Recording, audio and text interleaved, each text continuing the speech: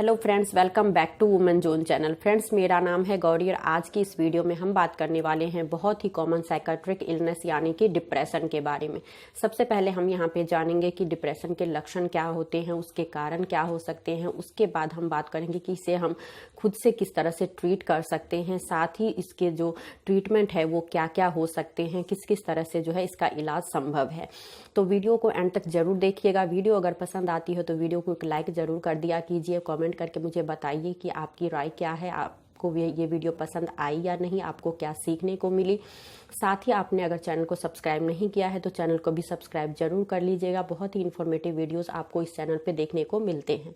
तो चलिए फटाफट से वीडियो को स्टार्ट करते हैं। सबसे पहले हम जानते हैं कि जो डिप्रेशन होता है उसके लक्षण क्या क्या होते हैं। पहला जो लक्षण आपको दिखेगा, बहुत ही कॉमन से इसके लक्षण होते हैं और इसे पहचान पाना बहुत ज़्यादा मुश्किल भी होता है। कई बार पता ही नहीं चलता है कि आप डिप्रेशन में हैं और लगता है कि बस ये चीज़ें ऐसे ही हो रही है और समय के साथ सही हो जाएगा।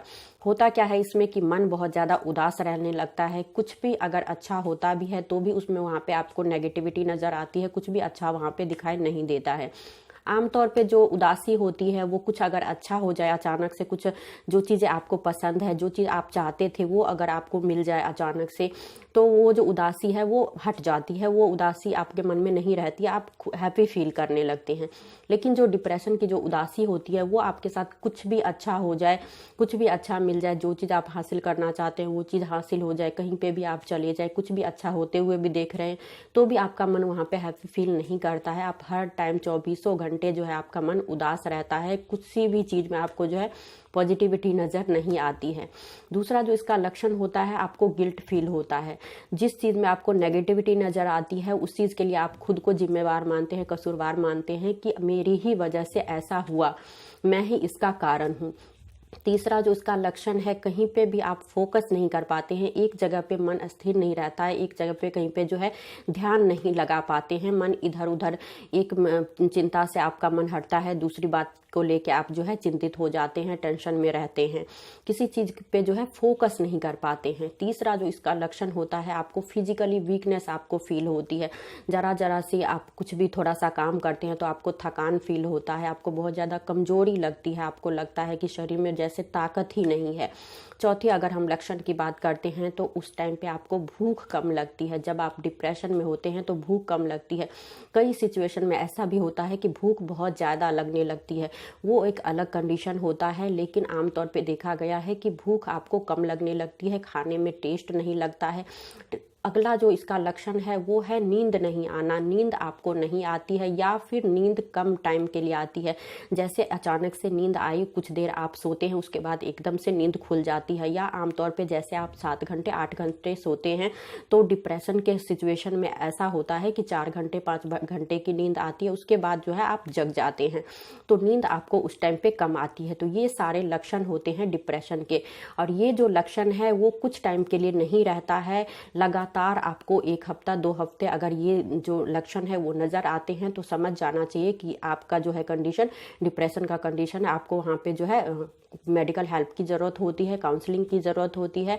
इसके अलावा किसी दवाई के का जो अगर कंटिन्यू यूज़ करते हैं उसके साइड इफ़ेक्ट भी हो सकते हैं। डिप्रेशन का रीज़न साथ ही जेनेटिक रीज़न हो सकते हैं। अगर फैमिली में पहले से जो है सभी को डिप्रेशन होती आ रही है या पहले किसी को डिप्रेशन रही हो तो आगे भी जो है डिप्रेशन ट्रांसफ़र होने के चांसेस रहते हैं। इसके अलावा घर का अगर माहौल हमेशा ख़राब रहता है, कभी कभी आपने देखा होगा कि छोटे छोटे बच्चे डिप्रेशन में चले जाते हैं, समझ ही नहीं पाते हैं कि किस तरह से इतने छोटे बच्चे ने क्या सोच लिया, इनको किस तरह की कमी हो गई जो वो डिप्रेशन में चले गए। घर का अगर हमेशा माहौल ख़राब रहता है, पेरेंट्स आपस में झगड़ते हैं, लड़ते रहते हैं हमेशा, तो उसकी वजह से बच्चे के माइंड पे उसका बुरा असर पड़ता है, वो जो है डिप्रेशन में चले जाते हैं। तो झगड़ा भी इसका जो है एक रीज़न हो सकता है।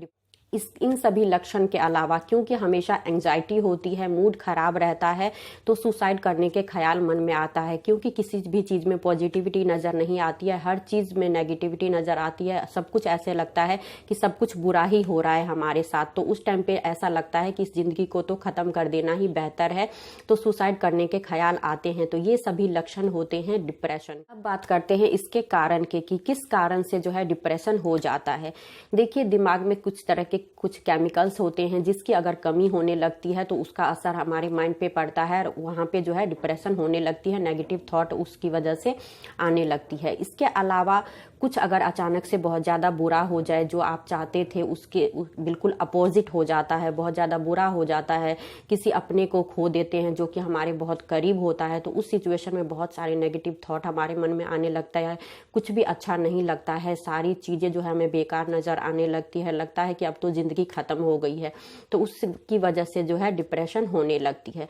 अब हम बात करते हैं कि इसके ट्रीटमेंट क्या क्या होते हैं, किस तरह से इसको ट्रीट किया जाता है।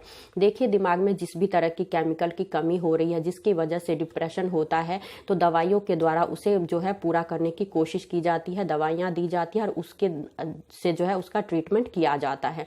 दूसरा जो इसका ट्रीटमेंट है वो है काउंसलिंग। उस काउंसलिंग के द्वारा जो भी नेगेटिव थॉट आते हैं उस नेगेटिव थॉट को रिप्लेस करने के जो है अल्टरनेटिव आपको दिए जाते हैं, जिससे जो है उसको क्योर किया जा सके और जिस भी तरह के नेगेटिव थॉट मन में आ रहे हैं उसका जो अल्टरनेटिव आपको समझाया जाता है, तो उससे आप अपने नेगेटिव थॉट पे कंट्रोल कर पाते हैं। इस तरह की काउंसलिंग जो है आपको दी जाती है। तो ये तो होते हैं ट्रीटमेंट। इसके अलावा क्या क्या चीज़ें आपको जो है अपने डेली लाइफ में अपनाना चाहिए, किस तरह से आप खुद से जो है डिप्रेशन से बाहर आ सकते हैं।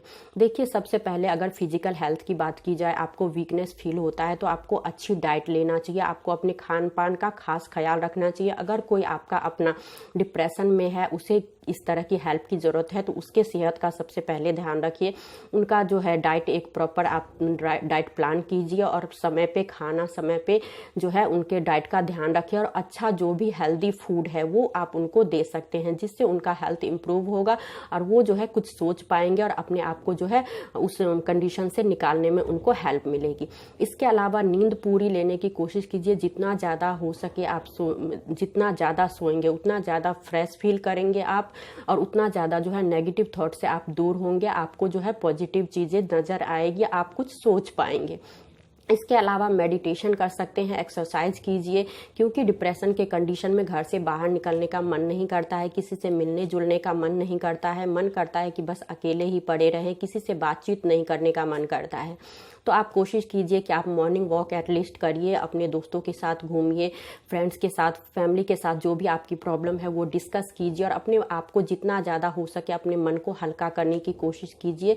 जिस चीज़ से आपको खुशी मिलती है आप वो चीज़ कर सकते हैं, इससे बहुत ज़्यादा जो है आपको हेल्प मिलेगी। साथ ही स्ट्रेस मैनेजमेंट के लिए आप मेडिटेशन कीजिए और जिन चीज़ों से आपको अच्छा नहीं फील होता है, जिन चीज़ों से आपको नेगेटिव थॉट आती हैं, उन सभी चीज़ों से खुद को दूर कीजिए और स्ट्रेस मैनेजमेंट जितना ज़्यादा करेंगे उतनी ज़्यादा जो है उतने जल्दी आप डिप्रेशन से दूर जो है बाहर निकल पाएंगे, डिप्रेशन से आपको छुटकारा मिलेगा।